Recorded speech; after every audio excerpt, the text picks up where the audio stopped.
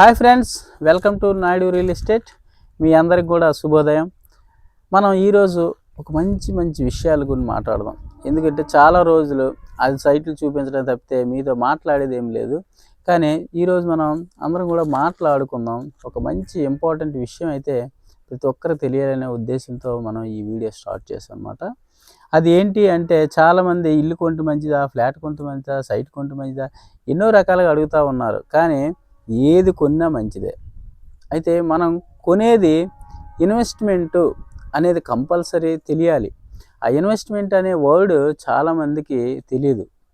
ఎంతో కాలం వరకు చాలా పెళ్ళి అయిపోయి పిల్లలకని కష్టాలు పడే టైంలో ఇన్వెస్ట్మెంట్ చెయ్యాలి, ఎందుకు పిల్లల బర్డెన్ ఉంది, పిల్లల ఫ్యూచర్కి ఉంది. అదే ముందే తెలుసుకుంటే, 18 ఏళ్ళకి తెలుసుకుంటే, కొన్ని 18 సంవత్సరాలకు వద్దు, 18 ఏళ్ళలో తెలుసుకుంటే 25 ఏళ్ళు వచ్చేసరికి ఇన్వెస్ట్మెంట్ ప్రతి ఒక్కరూ స్టార్ట్ చేస్తారు. సో ఫారిన్ కంట్రీస్కి మనకి ఇదే తేడా అనమాట. ఫారిన్ కంట్రీస్లో 10th అవ్వగానే వాళ్ళ ఇండివిజువల్ మనీ సంపాదించుకునే ఐడియాస్ కానీ, స్కూల్ వైడ్ కానీ, ఈవెంట్స్ వైడ్ కానీ ఏ రకంగా చూసుకున్నా వాళ్ళకి నేర్పుతారు అన్నమాట. కోటీసుడైనా కానీ టీ స్టాల్లో వర్క్ చేస్తారు, మెకానిక్ షెడ్లో వర్క్ చేస్తారు. అదే మన పిల్లల్ని కనీసం చెప్పులు బురదలో కూడా కాలు పెట్టినాము అనమాట. అంత స్మూత్గా పెంచుతాం. వాళ్ళు ఖచ్చితంగా నిజాలు తెలుసుకోరు అన్నమాట. పేరెంట్స్ వాల్యూస్ తెలియవు. పేరెంట్స్ ఎంత కష్టపడి వాళ్ళని పెంచారనేది తెలియదు. అదే ఇన్వెస్ట్మెంటు బాధ్యత అంటే రూపాయి కష్టపడితే వస్తుంది, లేకపోతే మన పరిస్థితి కూడా ఇంతే అనేది ఎంతమంది పేరెంట్స్ చెప్తున్నారు? నిజానికి ఎవరు చెప్పట్లేదు. ఇన్వెస్ట్మెంటే వర్డ్ మనకి 18 ఏళ్ళ లోపే తెలియాలి. ఇది స్కూల్లో చెప్పరు, ఎడ్యుకేషన్ వైడ్ ఎక్కడా దొరకదు. సో ఏదైనా కానీ అనుభవపూర్వకంగానే. మన భార్యను మనం ఏ రకంగా పెళ్ళి అయితే పెంచుకుంటామో ఇన్వెస్ట్మెంట్ కూడా అంతే బాధ్యత. ఎందుకంటే మనం అందరం కూడా తల్లిదండ్రులు కూడా సంపాదించి ఇవ్వలేదు అంటాం, కానీ మనం 30 ఏళ్ళ వరకు కూడా ఒక రూపాయి కూడా సంపాదించాం, ఇంట్లో కూర్చొని తింటాం. ఒక మనిషి ఈ రోజుల్లో, పూర్వ రోజులు అందరూ రైతు బిడ్డలే కాబట్టి ఏ వ్యత్యాసం లేదు, అందరూ తినేదే తింటాం. కానీ ఇప్పుడు ప్రజెంట్ సిచ్యువేషన్ ఎలా ఉందంటే, డబ్బున్నోడు లేనోడు విభేదాలు చాలా బ్రాడ్గా ఉంటాయి అన్నమాట. సో ఈ డబ్బు లేని వాళ్ళు కూడా డబ్బు ఉండేలా ప్రవర్తించాలనే ఒక ముసుగులో కొట్టుమిట్టాడుతుంటారు తప్పితే అప్పుల్లో అయినా ప్రాబ్లం లేదు. కానీ మనం కూడా మన పక్కింటి వాళ్ళలాగా మనం కూడా కారులో తిరగదాం, ఇట్లా అంటే ఐడియాలు ఉంటాయి. కానీ అదే వాళ్ళు ఏం చేస్తున్నారు, సంపాదన అంత ఎందుకు వస్తుంది, మనం ఎందుకు ఆ గ్రోత్ చేయలేమని ఆలోచన ఎవరికి ఉండట్లేదు అనమాట. సో ఫస్ట్ ఆఫ్ ఆల్ నేను కోరుకునేది ఏంటంటే, దేంట్లో ఇన్వెస్ట్ చేసినా ప్రాబ్లం లేదు. ఇన్వెస్ట్మెంట్ అనేది చాలా జాబ్కి మనం ఫస్ట్ డే జాయిన్ అవుతామే, అప్పుడే పేరెంట్స్ అనేది ఇంజెక్షన్ లాగా ఇన్పుట్ చేయాలి. ఎందుకంటే ప్రతి పిల్లడికి కూడా తెలియదు అనమాట ఇన్వెస్ట్మెంట్. మనకి 20,000 మన జీతంలో పడ్డాయా, మనం హ్యాపీగా బిందాస్గా ఖర్చు పెట్టాము. తల్లిదండ్రులు కూడా అలాగే తయారయ్యారు. తల్లిదండ్రులు కూడా పిల్లలు అడగట్లేదు. శాలరీ వచ్చి అప్పుడే, నాన్న మొన్న కదా జాయిన్ అయ్యావు, నీ బాధలు నీకు ఉంటాయి, హ్యాపీగా మాకు ఇవ్వక్కర్లేదు, మాకు ఇక్కడ సరిపోతుంది అనేది చెప్తున్నారు తప్ప, వాడికి 20,000 వస్తే 5,000 తీసుకుని దాని సేవింగ్ అనే కాన్సెప్ట్లో మీకు తెలియకపోతే హెల్ప్ చేసిన 100,000 మంది పబ్లిక్లో ఉన్నారు. ఇన్వెస్ట్మెంట్ డబ్బే ఉండాలి, కానీ మీకు ఐడియాలు ఇచ్చిన వాళ్ళు కొన్ని వేల మంది ఉన్నారన్నమాట. సో డబ్బు ఎలా సేవ్ చేయాలి, ఎక్కడ పెడితే డబుల్ అవుతుంది అనేది చెప్పడానికి చాలా వేల మంది ఉన్నారు. కాబట్టి వాళ్ళ అడ్వైస్ తీసుకోండి. అలాగని ప్రతి ఒక్కరిని నమ్మొద్దు. మీకు మనసుకి నచ్చితేనే ఇన్వెస్ట్మెంట్ చేయండి. ఎందుకంటే నేను ఈరోజు ఈ సైట్ కొంటే పెద్ద హైవే 6K ఇందులో పడుతుందని చెప్తాను, కానీ అది గడువు అవ్వచ్చు, 6K రాకపోవచ్చు. మీకు అనిపిస్తేనే చేయండి. ఇన్వెస్ట్మెంట్ అంటే అదే, పిల్లల దగ్గర నుండి తీసుకునే అమౌంట్ని జాగ్రత్తగా ఇన్వెస్ట్మెంట్ పేరెంట్సే చేయాలి. లేదా మన పిల్లలకి ఇన్వెస్ట్మెంట్ అనే వర్డ్ని మనమే నేర్పాలి చిన్నప్పటి నుండి. సో పొదుపు చేయడానికి చిన్నప్పుడు చిన్న డబ్బీ లాంటిది కొనేవారు, ఏనుగు బొమ్మ లాంటివి, లేకపోతే కిట్టి బొమ్మ లాంటివి. పిల్లలకైతే చిన్న ఉండి లాంటిది ఆడపిల్లకైతే. పెద్దోళ్ళకైతే చిన్న మంకీ లాంటిది లేదా ఏనుగు బొమ్మ లాంటివి ఉండేవి. కానీ ఇప్పుడు ఏ ఇంట్లో కూడా అసలు ఆ డబ్బా ఊసే లేదనమాట. పిల్లలకి చిన్నప్పుడు అది నేర్పేవాళ్ళం. ప్రెజెంట్ సిచ్యువేషన్ వచ్చేసరికి అంత ట్రెండ్ అయిపోయి ఫోన్‌పేలు, అసలు డబ్బు అనేది డిజిటల్‌గానే నేచర్‌గా చూడమేమో మరొక 10 ఏళ్ల తర్వాత. సో, ఆల్రెడీ ఇప్పుడే మన చేతిలో రూపాయి కూడా ఉండట్లేదు. అంతా డిజిటల్ అవుతుంది.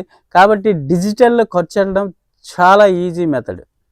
ఎందుకంటే అది మనం చేతులతోని ఇస్తేనే. ఫర్ ఎగ్జాంపుల్ ఏం చెప్తానో తెలుసా? మనకి కొంత అన్నం కుండలో ఉంది. మనకు సరిపడా అన్నం. ఓకే. పక్కింటి వాళ్ళు ఏం చెప్తాం మనం? మాకే చాలదు, మాకు సరిపోగా ఉంటేనే ఇస్తామంటాం. అదే చేతులతో ఇవ్వండి. మీరు రూ. 1,00,000 ఇలా ఖర్చు నేచురల్‌గా లెక్కబెట్టి వేరే వాళ్ళకి ఏదో అవసరానికో లేకపోతే కొద్దిగా ఫ్రీగానో ఇవ్వండి. ఇస్తామేమో? ఇవ్వలేము. అదే డిజిటల్ అయితే చాలా ఫ్రీగా. అందుకే క్రెడిట్ కార్డులు ఈ టైంలో చాలా పాపులర్ అయ్యాయన్నమాట. క్రెడిట్ కార్డులు ఏంటంటే నలుగురు ఫ్రెండ్స్ వెళ్ళి హ్యాపీగా ఇవాళ బిర్యానీ తినేద్దాం లేరంటే మనమేంటి పెట్టాలా? మరి ఎవరు పెడుతున్నారు? చివరికి నువ్వే కడుతున్నావు బిల్లు. ఎప్పుడు శాలరీ వచ్చినప్పుడు ఆటోమేటిక్‌గా. సో, ఆ చిన్న ఆలోచన తెలియక డిజిటల్‌లో ఖర్చు పెట్టడం చాలా ఈజీ. కాబట్టి అది సేవింగ్ సైడ్ వెళ్ళినట్లయితే తీయలేము అనే అలాంటి సేవింగ్ చేయండి. సింపుల్‌గా బయటికి తీసేవి చేస్తే మళ్ళీ దాన్ని మనకు ఆ డబ్బులు ఉన్నాయనే ఆలోచన ఉంటుంది. అదే బ్యాక్ తీయలేము, ఒక 5 సంవత్సరాల తర్వాత 10 సంవత్సరాలు లాంగ్ టర్మ్‌లో తీయగలం అనుకుంటేనే వాటిని సేఫ్ జోన్‌లో ఉంటాయన్నమాట. మన లైఫ్‌కి ఉపయోగపడతాయి, మన పిల్లల లైఫ్‌కి ఉపయోగపడతాయి. నేను చెప్పాల్సిన విషయం ఏంటంటే భూమి అనేది ప్రతి ఒక్కరూ ఇన్వెస్ట్ చెయ్యాలి. ఇన్వెస్ట్మెంట్ చేస్తేనే భూమి అనేది మనం మన పిల్లల తరానికి ఇవ్వగలం. ఎందుకంటే చాలామంది బంగారం రేటు పెరిగింది కాబట్టి కొంటున్నారు. అదే బంగారం తగ్గిపోవచ్చు రేటు. ఫైనల్‌గా బంగారం అనేది ఒక మెటల్‌గా డిగ్రేడ్ చేయొచ్చు. కానీ భూమి అలా కాదు. మనిషి ఉన్నంత వరకు దాని విలువ పెరుగుతూనే ఉంటుంది. బంగారం అనేది తగ్గుద్దేమని, భూమి అనేది లిమిటెడే. ఇప్పుడు ఎంత ఉందో మన పూర్వం అంతే ఉంది, మన తాతలప్పుడు అంతే ఉంది. అందుకే భూమి లిమిటెడ్. బంగారం ఎంతైనా కొనొచ్చు. భూమి తర్వాత తరాలకి రేటు పెరిగిపోవడంతో ఎకరా ఉండేది అరెకరా, అరెకరా నుండి 10 సెంట్లు, 10 సెంట్ల నుండి ఇప్పుడు అన్నదమ్ములు పంచుకుంటే 3 5 సెంట్లు వస్తుంది. కాబట్టి భూమి అనేది తరగదు, పెరగదు. కాబట్టి ఇన్వెస్ట్మెంట్ అనేది భూమిపైనే పెట్టండి. ఎందుకంటే భూమి ఎప్పటికీ పెరగదు. అప్పుడే మన పూర్వం ఎంత ఉంది, ఇప్పుడు అంతే ఉంది. ఇన్వెస్ట్మెంట్ చేయాలంటే భూమి మీద ఖచ్చితంగా చేయండి. మంచి సైట్లు తీసుకోండి. ప్రెజెంట్ సిచ్యువేషన్ అయితే సైట్ల మీద ఎవరు ఇన్వెస్ట్ చేయట్లేదు. అగ్రికల్చర్ ల్యాండ్ పైన ఇన్వెస్ట్మెంట్ చేస్తున్నారు కాబట్టి ఆ సైడ్ ఆలోచించండి. అయితే మనం ఎకరాలు కొనలేము అనే పొజిషన్లో ఉంటే 10 సెంట్లు తీసుకోండి, 12 సెంట్లు తీసుకోండి. అలా ఒక 4-5 ముక్కలు అయినట్లయితే అదే ఒకేసారి అమ్మి ఎకరా 2 ఎకరాలు కొనుక్కోండి. ఇలా ఇన్వెస్ట్మెంట్ చేసుకోవాలి. ఎక్కువ ఎకరాల్లో కొనలేము అనుకున్న వాళ్ళు 10 సెంట్లు, 15 సెంట్లు మినిమం దాని కొనొచ్చు అనమాట. రేట్లు ఎక్కడ తక్కువ ఉన్నాయో చూసుకోండి. ఇన్వెస్ట్మెంట్ అనేది ప్రతి ఒక్కరికి పేరెంట్స్ నేర్పాల్సిన మినిమం కామన్ పాయింట్. వాళ్ళ తరానికి వాళ్ళ జీతాలు అక్కడికే సరిపోతున్నాయి. అదే 18 ఇయర్స్ నిండే లేదా 15 ఇయర్స్ వాళ్ళు ఇంటర్మీడియట్ అయిపోయిన నిండే ఎలా సేవ్ చేసుకోవాలి, ఎలా ఇన్వెస్ట్మెంట్ చేయాలి అనేది పేరెంట్స్ నేర్పినట్లయితే పేరెంట్స్ చాలా టైం ఉంటుంది పిల్లలకు నేర్పడానికి. ఎందుకంటే వాళ్ళ మాట మాత్రమే వింటారు పిల్లలు. లేదా ఇప్పుడు గురువుల విషయాలు కూడా ఎవరు వినట్లేదు. పేరెంట్ చెప్పిన మాట ఖచ్చితంగా పిల్లలు వింటారు. కాబట్టి పిల్లలకి తల్లిదండ్రులే ఖచ్చితంగా ఈ ఇన్వెస్ట్మెంట్ అనే వర్డ్ని పరిచయం చేసి వాళ్ళ చేత ఇన్వెస్ట్మెంట్ చేసినట్లయితే వాళ్ళ లైఫ్ బాగుంటుంది, మీ లైఫ్ బాగుంటుంది. మన పేరెంట్స్ ఎదుర్కొనే చాలా విషయాల్లో గర్వంగా ఉంటారన్నమాట. నా కొడుకు 1 ఎకరా సంపాదించాడంటే ఎంత గర్వం, ఎంత సంతృప్తి మనసుకి. జబ్బులు తగ్గుతాయి, మనశ్శాంతి ఉంటుంది, హ్యాపీగా 10 మంది నా కొడుకు బాగున్నాడని చాలా మంచిగా చెప్పుకోవచ్చు. ఇన్ని విషయాలు మంచి జరిగేటప్పుడు ఎందుకు మనం చెప్పం? మనం బాధ్యత ఎందుకు తీసుకోం? చాలా బాధాకరమైన విషయం ఇది. చాలామంది ఇప్పుడైనా ఆలోచించండి, పిల్లలకి నేర్పండి. ఇది ఒక సబ్జెక్ట్‌గా మనం ఇన్వెస్ట్‌మెంట్ అనేది ఒక సబ్జెక్ట్‌గా మన ప్రభుత్వాలు పెడితే ఇంకా బాగుంటుంది.